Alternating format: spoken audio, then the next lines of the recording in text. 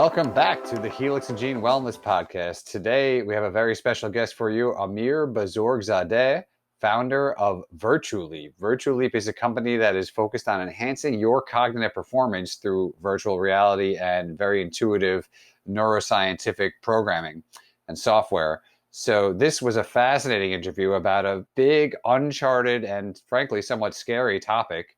We talked about things such as memory loss and cognitive function and Alzheimer's and all the different applications of virtual reality. So Amir, as you'll hear, is very well educated. He's an expert on the topic and very thoughtful and ethical in the way that he runs his company.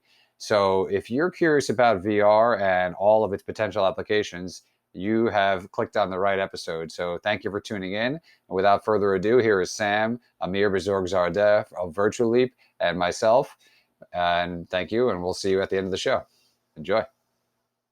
Hello, everyone, and welcome to this episode of the Helix and Gene Medical Wellness Podcast. Today, we have a real cool guest, a little bit out of the norm of what we do.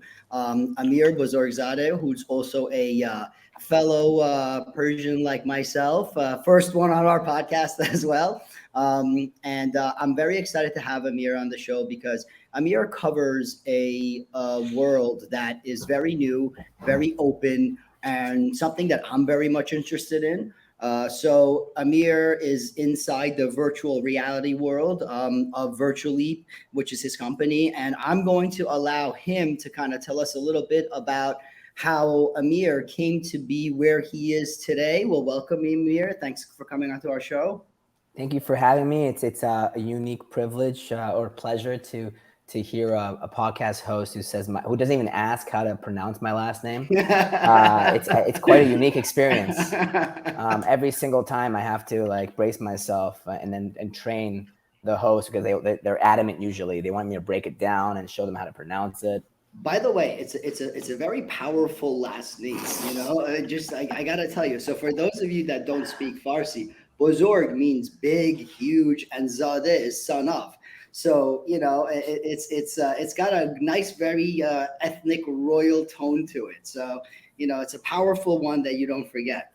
Persians are very humble people. So Yes. we take on names that are really, really modest. We name each other after biblical forces of nature. So there's not much to live up to. But thank you for having me on the call. I'm a Persian who was who grew up in Vancouver, Canada. My software is Canadian. The hardware is Persian for sure. But I grew up watching all the types of shows like Saved by the Bell and Doogie Howser's, and that's my intellectual property that I'm running on. I started out in market research. I was the kind of person in my professional background who was doing quantitative studies, a ridiculous number of them, because they're just, these kind of market studies happen online to thousands and thousands of individuals trying to statistically understand the human condition from a much more, high level, in which the philosophy is that everybody is predictable. Any opinion can be stratified and segmented, and that rolled into a big, strong part of my kind of fascination with data in and of itself, the value of it, and also where you need to be wary and weary and try to balance it with alternative ways of looking at it. Not everything can be quantified, but a lot of things can, and you have to balance the qualitative with the quantitative.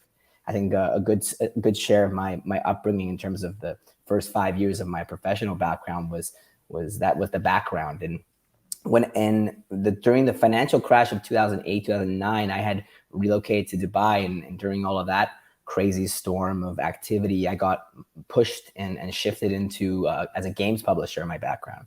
So games publishing became something for the next 7 or 8 years of my work, where market research was always, and market analysis kind of skills were, surprisingly or unsurprisingly for anyone in the games industry, numbers and statistics and mathematics and understanding testing of all sorts of breeds and varieties does come into it. But I became the person in the Middle East where you would localize games, localize content. During that time, I had also launched a social impact startup called Time Durham, which is based on the concept of time banking. It's a very cool community building concept in which you kind of commoditize time and be able to earn it and give it back in a way that fosters kind of skill sharing amongst communities. In 2015, I decided to blast out of the Middle East and come to Europe. I also took that time to transition into writing. I began writing for VentureBeat and TechCrunch for about 3 to 4 years, and really dedicated to this sector that had increasingly become so enchanting to me for all sorts of different use cases, but invariably always relating to education or healthcare, and that is virtual reality. So I started writing about 3-4 years, not even earning a penny, just trying to understand what the heck this new emerging technology is. And around 2017, I decided to venture off in a direction that I had pretty much become somewhat of a good-sized expert in the area. And I launched my company Virtual Leap, which really is at the intersection of the neurosciences and virtual reality for the purpose of addressing cognitive disorders, learning challenges, and in general, enhancing cognitive performance. So what was it about cognitive performance? At what point did you look? Because I share this with you and said, okay, this is the future. This is really, if you're looking at it from a coding, if you're looking at it from a data analysis standpoint, if you want to understand behavior, if you want to really understand how we're wired, sort of say, as human beings, like this is the world we need to understand. We need to get into this cognitive world of neurology, and I guess virtual leap, virtual reality, this is a portion, a effective way to kind of understand what that world is about.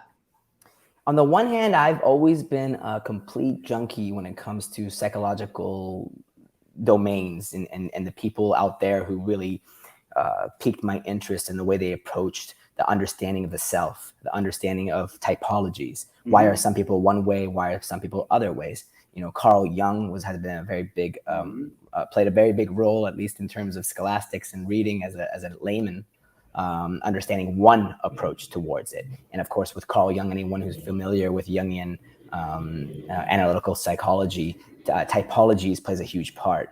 Typologies has been something I've always been keen on, not so much from the point of view of astrology, but typologies in a way that could be quantified. Even in market research, typically people don't know, but when you're filling out questionnaires, there's typically algorithms behind those questionnaires that segment you into certain profiles. There's a good way and bad way in which this reflects in marketing and sort of commercial sides of things. And then there's a real domain in which this type of psychological approach leads you to better understand yourself, your tendencies. When we look into virtual reality, the superpower of the technology is that it literally hijacks the human system. I really mean this literally. Like when we have about, 5, 6, 7,000 studies out there worldwide, and they're all more or less indicating that virtual reality plays a special role in the fact that autonomic nervous system, when you convey reality that is alternative to the one of you sitting in your living room, if you are suddenly magically transported to the visual sense into an avatar world, somewhere mesmerizing, we're not designed to live in two worlds. And so the human system authentically is engaged in this reality in such a way that the other senses kind of follow suit. When the visual sense is shown a double reality, the rest of the senses follow suit and they're hijacked equally. And so there's applications in all sorts of scientific and medical areas like pain management and, treating phobias and all sorts of cognitive behavioral domains and therapeutic areas. Now, from my point of view, and of course I'm drinking the Kool-Aid of being a founder in this sector, is I think when it comes to hijacking the cognitive systems of an individual from head to toe, the autonomic nervous system, the vestibular balance system, our proprioception, then we are able to gauge someone's not just psychometric psychology side of things, but also we're tracking and capturing their physical, their postural, their gesticulation of their arms, and their physiological. So the headsets have pupil dilation tracking, skin conductivity, heart rate variability. They're tracking all of these physiological sensors, not to mention the EEGs and EMGs that we're starting to put into play as well. So we're able to capture for the very first time an unprecedented amount of data that really can tell us what is the the psychological profile of the individual in various circumstances. It's the most in-depth. It's an order of magnitude, if not 2 orders of magnitude, more insights being captured. And of course, with more data doesn't mean more insights, but it really does open the door to something that for $300 a pop, any individual can kind of have access to now. It's really remarkable. I don't think most people out there in the community, at least as laymen, understand what kind of technology that anybody can get their hands on right now. So that was a really excellent, clear explanation of what you do, and that was awesome. Thank you. The one thing that I worry about or pay attention to here is, so in terms of the product itself, the virtual reality glasses or whatever it is, right? In terms of collecting the type of data that you just talked about, is that device itself collecting all of those things, or do you need an additional wearable to be able to collect that data and connect the software with one another? Right. So the evolution of VR headsets in the last 5 years has been pretty crazy. The hardware iteration, when people talk about the singularity and the cycles keep on getting smaller and smaller and smaller, that's really reflected with VR. About 4 or 5 years ago, the popular headset was what we call a 3DOF headset, so 3 degrees of freedom. It meant that basically it was a glorified 360 viewer. You're in a 3D environment, but it doesn't respond to you, and you don't respond to it. When you move, it doesn't move, but when it moves, you're not moving, and so that causes a lot of nausea back in the original days of a lot of people complaining about the discomforts of VR. But that wasn't actually true VR. Quickly after, we had the first generation of 6DOF, 6 degrees of freedom hardware, and now these headsets have 6 degrees of freedom, external sensors. You're able to move around, and the content is responding to you, and vice versa. And that means that now you can collect physical data. And that's the current generation. All that physical data of gesticulation, of arms wagging around, you can be able to track and sense the most subtle of handshaking, the most silent autonomic nervous system sort of, vibrations that actually do mean something in the literature. Absolutely. And, they could translate into so many insights. So physicality data is in every 6DOF headset that's available right now. But the physiological sensors that we just spoke of, and the reason I think you brought this up, there's a current generation since last year of headsets that now have these physiological sensors, not just pupil dilation tracking, for example, but the face tracking, the muscles of the face, Eye tracking in and of itself is a treasure trove of insights that might be like one of the golden, the seats of the soul, or no, what was it? The gates of the soul. I forget which term of it, but those headsets are so brand new that they aren't necessarily as common as the ones that already have the physicality. But to answer you, what's the movement and the road ahead, and what we're seeing right now is that it's becoming pervasive in all headsets, all of those layers of data. So there's a couple of different things here too, right? So you're talking about a $300 headset that you purchased. We're talking about the actual virtual reality that you see, the Oculus or whatever it may be, correct? So in terms of two things. One, there is the games, and then there is the theoretical studies within the games that you guys are putting together, so you can capture the information that you're getting from people, right? To see how you can improve specific cognitive functions. If for me, we're in the prevention world, Matt and I, right? So we have a training system in Zen 57 that's strictly based on physiological neuroanatomy, understanding how to get your body to do certain things and your breath work in certain ways where your nervous system gives you certain responses. Now, in terms of being able to measure that from a consumer standpoint of a growing wellness business like we are, right? That would be interested, let's say, in creating a platform, a game that measures all of these markers that we're looking for. Is that an area that you guys personally are looking into, or is more of what you're doing something that has to do with figuring out the cognitive functions that can help better people with Alzheimer's, Parkinson's, and other issues that are happening right now? It's like a blue ocean, is the first answer. All these different people are coming out and out of the woodwork, and they're a mix of scientists and game developers. That typically, those are the two kind of hats you need to put together. And then you have VR environments that can be purposed for all sorts of different tasks and missions. For example, the ones that you're mentioning kind of relate to me, to a lot of experiments that are being done by the leading neuroscientists across at least the US, from what I'm aware.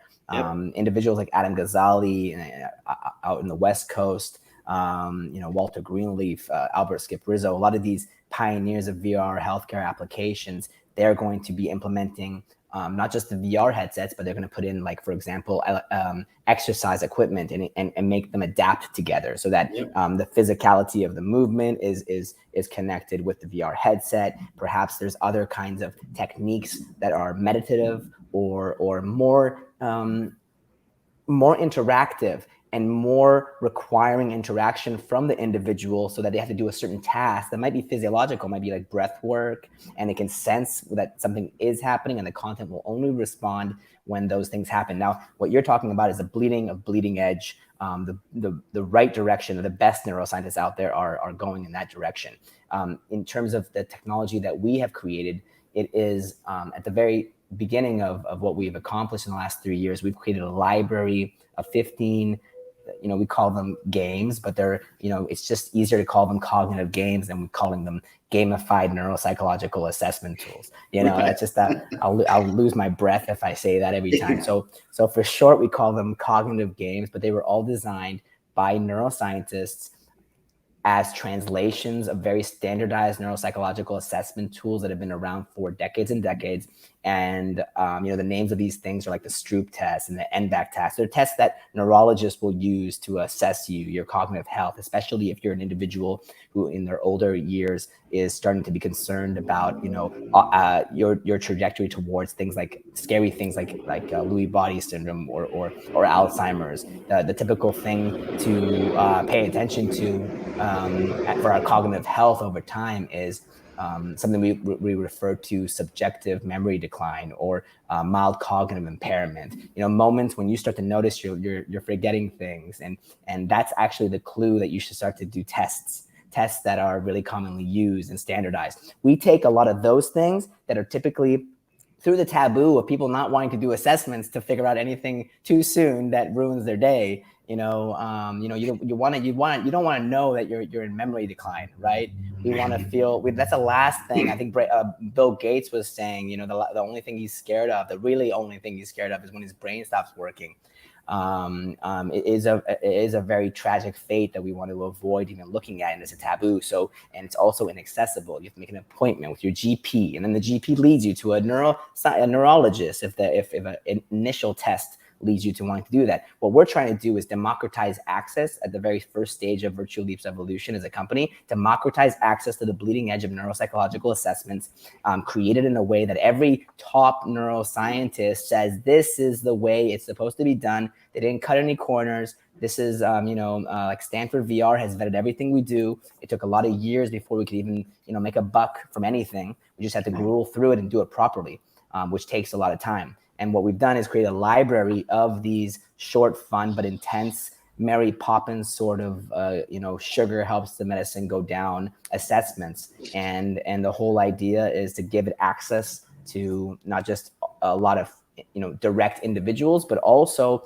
create a back-end system that allows us to partner with institutes and work with using this as a new gold standard of cognitive assessment, but also because of all the data side we just talked about, the volumetric data sets, we're also the next generation of data collection, period.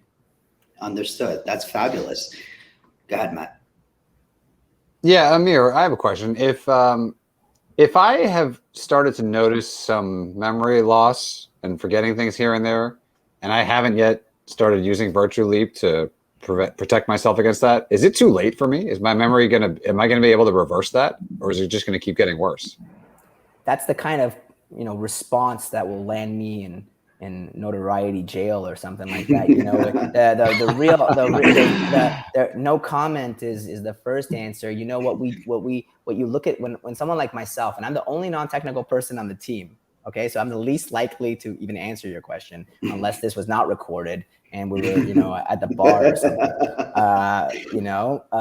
But the answer to your question has to be like has to go around a few blocks, which is when I read a lot of the neuroscience papers that come out constantly from all around the world, a lot of them will indicate a little bit of this, a little bit of that trajectory, a little bit. There's a huge landscape of what they're figuring out. Sometimes certain exercises can have an impact on certain specific cognitive domains, but not necessarily universally around the whole human cognition in and of itself. For example, when I see a lot of people try to refer to the power of this kind of technology, the usual term that you'll hear is transferability. Will playing these games regularly be able to help me remember my grocery list better? Will it help me do my taxes better? Will it make me a little bit more lucid with my memory recall of those names that I heard from those people at conferences? Does it relate to my daily life activities? That's the real important thing of the therapeutic applications of playing these games. Or you do an assessment that gives you this kind of information, and can I do things in my lifestyle like exercise, like good eating, good like special techniques that I learned from a monastery hidden in the Alaskan hilltops or whatever. All those things, can they reverse things? This is the most uncharted territory of anything. I mean, I think it's just as scary, the neuroscience landscape, and what works for what type of person and what might not work for the other type of person. All those formulas and so on, we're in the most uncharted territory, just as uncharted as our deep blue oceans. And it's always scary how little we know about the actual what's beneath those waters. It's the same thing with our unconscious, our cognition. That's not to say we don't know anything, but what you just said is like, what you asked is something that really is specific to you and who you are and your genetic background and all those types of things that have not yet been understood in such a way that we can just tell one human being specifically an answer. I think right now we're more on the general side of things of what generally speaking is good and what generally speaking is something to avoid. Like ignorance is something to avoid. The more knowledge, the more assessments you do, the more things you're aware of, the more empowered you are with that knowledge, so you can do whatever you can and learn about yourself and what works for you. So Amir, as a segue to that, we were talking about this incredible world and this really fun and exciting avenue of neuroscience and virtual reality and combining it all together. We're talking about proper nutrition and exercise and how it all combines. Being that virtual reality is fairly new, right? The obstacles here in terms of, well, is there a detriment to wearing these things for X amount of time over a 20-year period, over a 30-year, right? So this is the stuff that, we face when it comes to nutrition, supplementation, and things that come out that haven't been tested over a period of time, right? So right. How do you, or is it just, we're not there yet, so there is no answer. Sometimes it's that simple, right? But how do you guys kind of account for that portion of this world?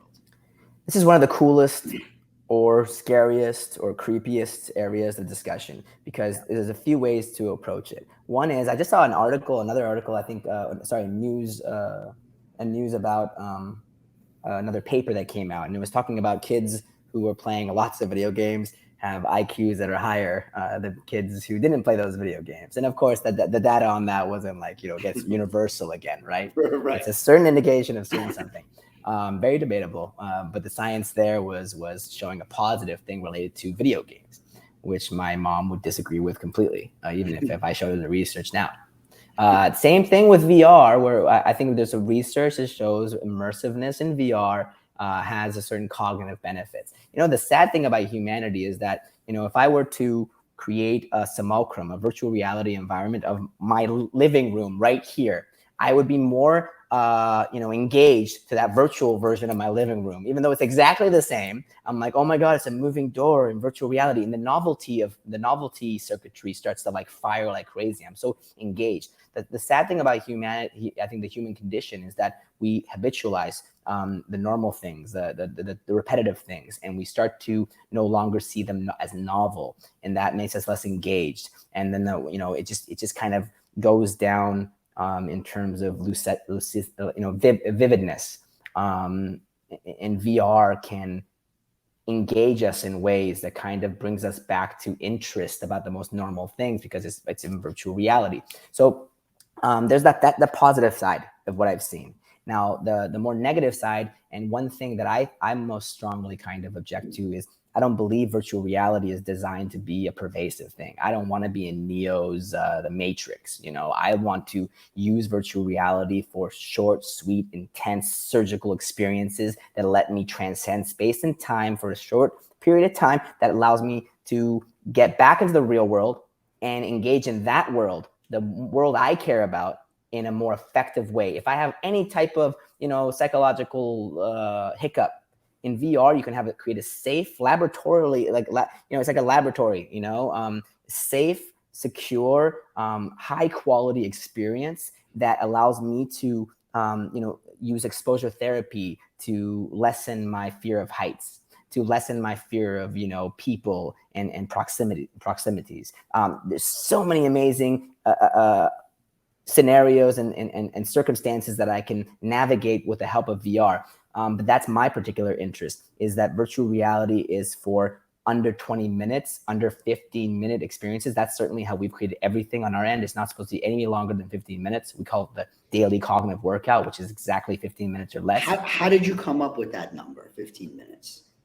I wrote my first article in 2008. And I didn't write back then, but I just felt interested in this. It was an article because back then I was in market research, and I was doing quantitative studies, questionnaires, and I found that the sweet spot of respondent engagement, and the sweet spot where you start to hit respondent fatigue, people start to just stop paying attention and start responding in a mechanical way. They're no longer paying attention to what they're answering, is 7 minutes.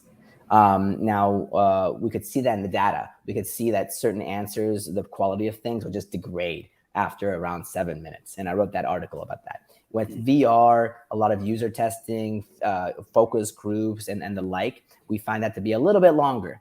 But after a certain point of time, we find that certain things start to normalize. And from the point of view of a cognitive assessment, we need engagement at the highest level. Humans are designed to habituate everything. They like the brain. I think, what was it? Daniel Kahneman's book about the brain being designed to habituate processes so that it can economize energies. It wants you to habituate things and start actually not paying attention, because it's a lot of calories are required in being in concentration, right? So 15 minutes has been more or less our companies, under the dictator Amir philosophy of the design of our things, is everything is about 15 minutes or less, and ideally around 10 minutes. So I'm really always going within short spans of time. Last thing I just want to say before I break off and pass the microphone is, there's also things in VR that we have to be very, very mindful of. I said that the human system is hijacked. So, for example, there's a lot of use cases, like for phantom limb syndrome, being able to treat phantom limb syndrome. Certain psychological disorders can be treated there. There's a lot of things that can be done in a positive way. But then, for example, on the flip side, imagine you're in a VR environment for like an hour, and your avatar, the arms are longer than your brain currently understands in a very subconscious way the normal length of your arms. Now, you're doing that so long that you're tricking the brain for so long that your brain starts to get confused about the length of your arm, and you go back into the real world and you don't know how to pick up a glass. You can't reach it far enough, or you're unable to. It messed with your spatial orientation programming. There's a huge danger, very real, about messing with your reality. Absolutely. In VR. You're going to need decompression chambers in the future when people want to get out of long form VR and go back into the real world. So it's, So I mean this is all so exciting and so cool. And one of the topics that I want to talk to you about, because it's personal for me, is I'm starting to notice a lot of these fitness virtual reality that it's starting to grow within the fitness world, right? It's starting to, even myself, I have a system that can be utilized for virtual reality. In terms of, well, let me ask you a few questions and then you can shoot. So first, how is the growth that you're seeing on that, or is that not on your radar because you guys are not doing that? A, B, where do you see the growth in that happening over the next, like, 3 years, 5 years? Because that industry is usually the first one to leap into this kind of stuff, right? It's more of that maverick mindset, right? And and C, the third thing is, what are the limits? Like, like you talked about these guys that were talking about mixing machinery with the cognitive, which would mean you'd actually be sitting on some sort of equipment, working your muscles while mentally somewhere else. That is a whole nother realm right there on its own, right? Yeah. So can you just give us a little feedback on where you are on this? The pandemic really accelerated things, but it's still the direction that things were going. A lot of these, a lot of universities are always playing around with these types of applications, and then they're not really, going into the mainstream market. But with the pandemic, a lot of people were interested in telehealth, teletraining, teleworkouts, tele this, tele that. That word has been overused now, and maybe there's going to be a backswing of a little bit now that we're getting back into the real world, and we like to go and see sunsets. We don't want to go and see virtual sunsets. A lot of applications that I saw during the pandemic get a little popular. I don't think they're going to be as popular, but I think you're completely correct in seeing and witnessing that fitness in virtual reality is a not necessarily a craze, but it has a real solid base of users that when they try it for their first time, they're blown away. There's a lot of stories of people who are typically not the sort that feel comfortable or are engaged enough to go to the gym or go to yoga classes or go externally into the world and feel comfortable in that. But there's so many stories that I came across of people who weren't that sort of type, that were playing FitXR or Black Box VR or Supernatural, all these different VR fitness applications, and they were losing pounds, they were losing things, they were gaining confidence, they were like getting transformed through a VR fitness experience. It's so engaging because, again, it hijacks the human experience. It has top-notch music, great training curriculums and experiences. Supernatural, as an example, was purchased or acquired by Meta. Well, now I'm not calling them Facebook anymore or Oculus, but I don't even know what the hell to call them anymore. But Meta is the right word at the moment. They acquired them for $400 million. So almost $500 million for a fitness VR company, right? Wow. So that tells you something in terms of one indicator. But I can tell you from first count experience, the experience of being in VR during COVID. My wife was in VR, one of the VR apps, and she was going crazy, and I'm like videotaping this insanity, and after a while it just became normal. And I just, typically in any new product cycle, any hype cycle of technologies, you have certain industries that push the way forward, right? It's gaming, video games versus gambling, and then of course porno for sure has always pushed those things because payment processing, bandwidth, all those things, and then every other industry benefits from the advances of those industries, which are so not addictive necessarily, but that plays a role. Fitness now is a new category in the VR stage that I think because of because it's an embodied digital format and motor controls are innate in the experience of VR in a way they've never been in any previous digital format. Because of that, now fitness is one of those primary movers and shakers of making the technology move forward. What you mentioned at the end of what you just said, it's a new category called exer gaming. Exercise gaming, exer gaming, and then it's going to move into maybe some areas where I don't think it's going to really hit off very well. But I think when it comes to rehabilitation, Cognitive rehabilitation for people in sports. You get a concussion, you use one of these extra gaming platforms that has virtual reality along with motor control gadgets. I think you're going to see those in really good use cases, and then you're going to see a lot of, embarrassing mishaps, which are typical for any emerging technology. Right. Okay. Excellent. So in terms of, what's next and how you guys in Virtual Leap are moving forward, right? What is the next step for your company? What are you hoping to achieve over the next year, over the next 5 years? And just if you can just give us a little bit of where you're headed. Sure. Like I mentioned, it took us a few years to even build up this library of cognitive games, because you need enough of them. At least 15 is the number we needed.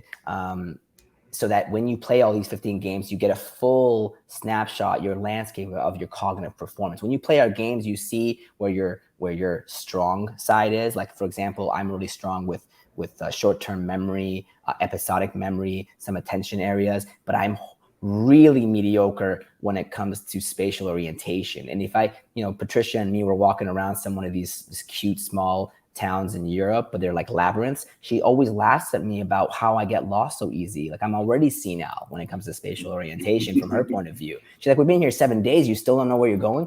And you see that in my scores in the games we've created. You see everybody is a spider web of certain challenge areas and certain strength areas. And what humans, from my point of view, always glorify is their strengths, and they avoid their Achilles heels. Even though the real, I think, beauty of self-development is when you find out what your Achilles heels is, underdeveloped areas, and you develop that, because wholeness matters more than over-exaggerated development of one particular area. But of course, Western society especially, we just love caricatures. We don't like wholeness. We don't like developing our weak spots, really. I think most people love to ignore them. That's their main thing. And self-development to them is overdeveloping their what they're already strong at. But anyway, they need to read more Carl Jung. That's why they need to feel whole, more whole. I think that's where the good stuff is. But we've created these 15 games now, and we have 2 clinical studies currently underway. One in Spain. It's focused on whether we can slow down cognitive deterioration or cognitive decline in people with type 2 diabetes mellitus, because that at-risk group has 2 times risk factor towards developing Alzheimer's.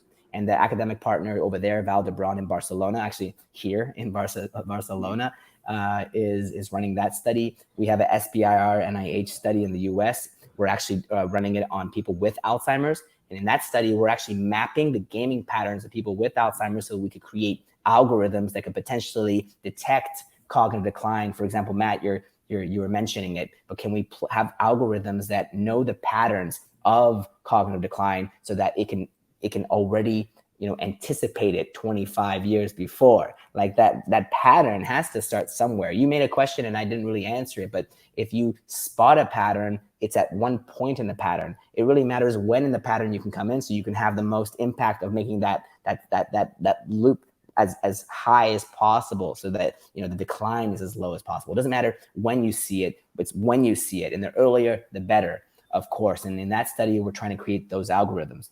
We just last month won a pilot with our first pharma partner, Roche. And again, it's in Alzheimer's, it's in dementia. This is a real important spot for us because it's just the one we see us having a great impact in. But ultimately, we created a platform where we have partners that are trying to address ADHD, that are trying to address chemo brain, that are trying to address long COVID, that are trying to address traumatic brain injury. We want it to be a library of exercises in VR that are ultimately reused and repurposed for a whole range, a gamut of different cognitive issues, cognitive disorders, even mental health states. There's one pharma company that we're in touch with right now that wants to use us for correlating mental health disorders like depression, because when you have depression, you have always deficits in attention and memory skills, and you can correlate those 2 things. If you can start working on those cognitive areas, will it improve your depression? Does it go both ways? There's a lot of interesting areas, but I think the one area that we're always focused on is how we can help neuroscience-based drugs on the pharma side get out into the market faster. We have a real need for that in society. On the other hand, I want to be able to give a tool for kids in K-12 schools, people in the general population, the ability to not even have to use those drugs in the first place before we get that bad.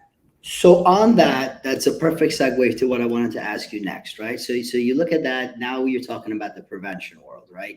Now you're talking about creating a space and a place for kids at a younger age to be able to create a frequency, a platform of operation where those depression, anxiety, those things don't have the mechanism to kick in as fast because the firewall, sort of say, over the years in prevention that they're building over time has been able to establish that. So in that sense, do you then take a guy like me who's 42, who's about 7% body fat, who eats perfect nutrition, who has been training his nervous system for 20 years and now has 523 straight days of training in my cognitive training method myself, and go and as my wife says, we're out to dinner the other night and we're with a couple of people and she's talking to this other female friend of hers and she goes, Sam is never in a bad mood. He's always happy.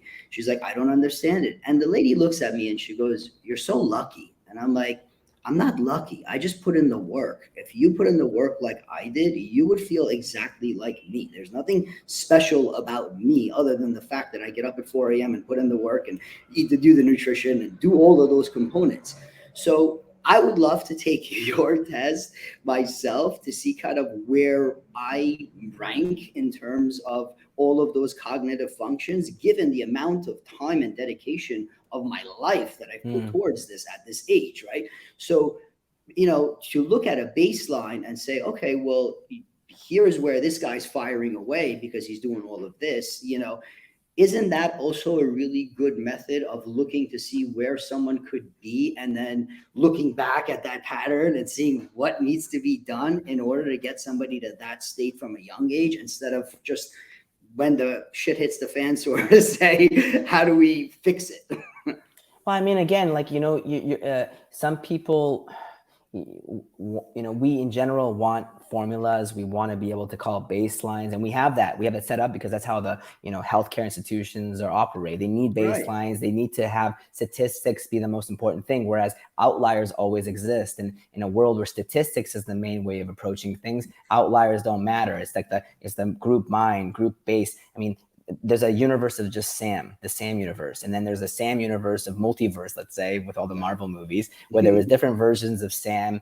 living a different lifestyle, making different choices, not deciding to wake up at 4 a.m. The Sam of potentiality versus the Sam of, unrealized potentiality. And, we're talking to a version of the Sam. I think that, if you were any more engaged with your own well-being and wholesomeness and all these kind of important things that you just value so highly that you will put the effort into it. This version of Sam, I don't think there's a higher level version unless if we were in that multiverse, you'd probably be jumping around or doing this interview while upside down, right? You're engaged to that level, but I always would want to compare you to the continuum of Sams, because I do believe that's one approach that resonates with me. When you compare yourselves with everybody of humanity, it's not so important to me that Sam's cognitive landscape is like exceedingly higher than the other group, because maybe human cognition isn't designed to just be amped all the time in all these ways. It's that you have a self-knowledge of yourself and a self-understanding, that you apply your super skills and way of approaching things, adapting spontaneously in every moment in a way that's more about consciousness and so on. That's when I think about you. I don't go on these calls with people with your profile, with the approach that you and your friends and your colleagues ultimately approach things. Usually they're very narrowly focused in the way that the scientific protocols are always baptizing everyone to think like. Yeah. I think from the way that you are, your only competitor is yourself, and that's the most healthy way, I think, to approach all of this. And I don't think I've answered some of your questions, but maybe I have in certain ways. No, you totally have, and I thank you for that. It's like you said, for me, it's just a dedication. I've dedicated my life to doing this, like you've dedicated your life to doing what you're doing. You know, it's time in versus time out, right? Like what are you putting in? It's that simple. We always say there's no substitution for the work. You know, and that really is that. In terms of Amir, you know, if somebody wants to learn more about what you guys do in terms of your growth, are you guys something that is now available to the average person where they can go somewhere, take your tests, or are you still in a stage where you're trying to raise more funding, growth, or both, or where are you? Can you tell our audience a little bit about how they can get you there? Yeah, so we've always been making our content available to the public for the last few years in different stages, from alpha to beta to full release. Where if you have a Meta Quest 2 or any of the major headsets, you can find us in those stores. But we never market. It's just people who, like, it's a mom whose son just had a traumatic brain injury and wants to use our software for that. It's a 70-year-old man who's just really not concerned, but engaged with making sure that healthy longevity of their mind is proactively something they put as, a dedicated part of their lives.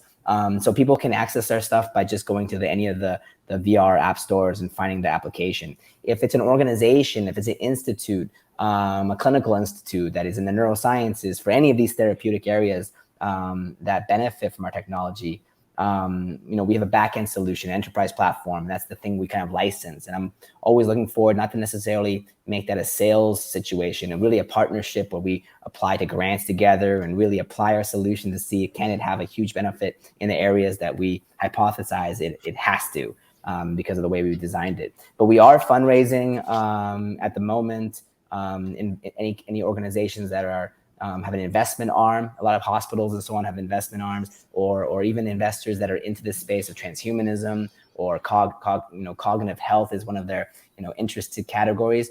Love to hear from them. I'm on LinkedIn. I'd be happy to speak with anyone who has a vested interest in the future of our cognitive health. I love that. And Amir, I'm gonna, you and I can sit here and talk all day long. And I definitely want to do a 2.0 version of this. And I'm sure you and I will be talking a lot more off the air, in terms of the future and growth and where we can combine heads. But with that being said, we're gonna put everything inside the show notes for everybody to pay attention to, and how they can learn more about Virtual Leap, about Amir, about how everything works. And I want to really thank you for coming on this show, Amir. And it really was a mental journey and a blast to have this conversation with you. It was an absolute pleasure to spend this time with the multiverse version of Sam living at his potential, and Coach Matt Freed. Really pleasure meeting you as well. So thank you for having me on the show. Likewise. One Sam is enough. I just want to throw that out there. We don't need more than one Sam in the universe. But seriously, Amir, we actually, your answers to our questions, which really were questions that, of course, you can't make any predictions about, promises about future medical results. They were excellent answers to big, important questions that people, I think, are a little scared of in some cases. And that's why we asked some of those questions. And this is a frontier that's a little scary and unknown, as we discussed. And I've even heard it described as, this is the next big battle, is to understand ourselves. And you alluded to it earlier in the podcast with this. Some of this can be used for negative purposes. And we have to, I'd be curious to know, if you have time for one more question, what are your thoughts on that? Is this the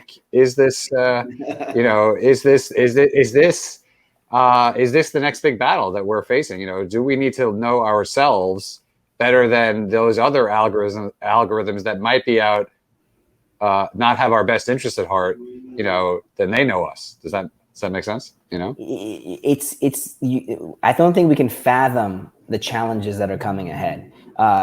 Deep fakes and technologies that are trying to understand us in not necessarily our whole selves, but in the ways that can poke us in the right directions, so we can buy the right things or go in the right, path of the labyrinth as rats. I mean, that is all out there, and it's going to be continuously created. But what I notice with humanity is always that we counterbalance everything, just like the rest of nature. And whenever there's forces in one way, there's always forces creating technologies to counterbalance it. So I do have faith that we can navigate these waters in a certain way that is, equilibrious, just like everything else. But when you look at TV shows like Altered Carbon, and they're using VR as the ultimate torture interrogation system, when I talk about curing phobias in VR, then it's a double-edged sword. You can probably create phobias in VR. Bad practices in user design, when the digital format hijacks the human system innately, inherently, when that's the case, and you're able to cause as much harm as you can good, I mean, we need to start instituting, and there are people and there are organizations that are applying these kinds of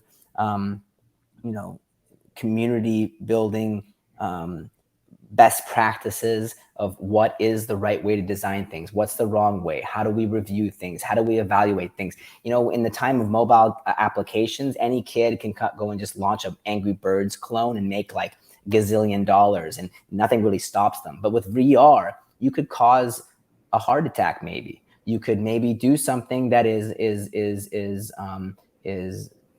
hurtful and in a way that the creator didn't intend. This is all things that we don't really know. And so I really believe that when in terms of Virtual Leap, we have an accessibility design expert that right from the ground up is always designing things for whether someone's colorblind, whether someone's mobility restricted, whether someone has motion sickness, and as something that happens as a tendency. So we embed all of that into the way we create the content, but we can't expect everyone to do that. And we're not, a big multinational that has the resources to try to, instill that kind of best practice into other creators. And that's my worry. My worry is when people just use this. I'm thinking of Spider-Man right now. With great power comes great responsibility. Right. It really is a case of that. And not just VR. All the technologies that we're getting now connected to can have this harm. Like, the kind of Fitbits and all these technologies that give us all this insights. What if they start giving insights that are really insinuating things that the person's placebo engine causes to happen as a self, prophesizing, manifestation? Yeah. We have to be very ethical. We have to be very mindful and use this technology respectfully. I love that, and what a great way to end the show. And what I love about when I asked you to be a guest on the show, one thing I just want to add on here is that when I looked into who you are and what you do, and then we spoke, I really, really loved that you are an outlier, yet you take all the proper precautions ethically to make sure you're putting out the best product possible. That's how we run our wellness company. We categorize all the best tools possible under the best practices possible, and with the best possible application to the user at the end of the day. And it's good to see somebody in this world doing that. So everybody look out for Virtual Leap. And I'm excited to do some stuff with you myself in the future. So Amir, thank you so much for coming on this show. You're the man, and I'm looking forward to seeing what's ahead for you in the future. Thank you again for having me. It's really been an awesome hour to spend with you. Pleasure. Thanks, Amir. Thanks, Amir. Thanks, guys. All right, there you have it. That was Sam, Amir Bozorgzadeh from Virtual Leap, and myself talking about VR and cognitive performance. That was an awesome interview, and it opened so many more questions. We hope to have Amir on again in the future. So many questions came to mind for me, such as how ubiquitous will VR be? Will we all have headsets to the degree that we all watch TV one day? These are things that we'll talk with him about in the future, hopefully. But I hope that you all can appreciate his answers. Of course, he was not able to promise that, his programs could, prevent your memory loss. No one could say that. But what he did say was, I thought very thoughtful and more than enough for you to consider if you want to have a cognitive daily workout that might include 10 to 15 minutes of virtual reality. I know I can speak for myself and say that I do. So we'll link to everything in the show notes. You can connect with Amir on LinkedIn and virtualleap.com, and we'll put all those links below. And of course, as always, if you're interested in learning more about Helix and Gene's science-based nutrition programs about weight loss, visit helixandgene.com. And for more about Zen 57, a daily cognitive physical training program that we have that will awaken your spiritual warrior within, visit zen57.com. Thanks again for tuning in to the Helix and Gene Wellness Podcast. On behalf of Sam and Amir, this is Coach Matt signing off. Take care.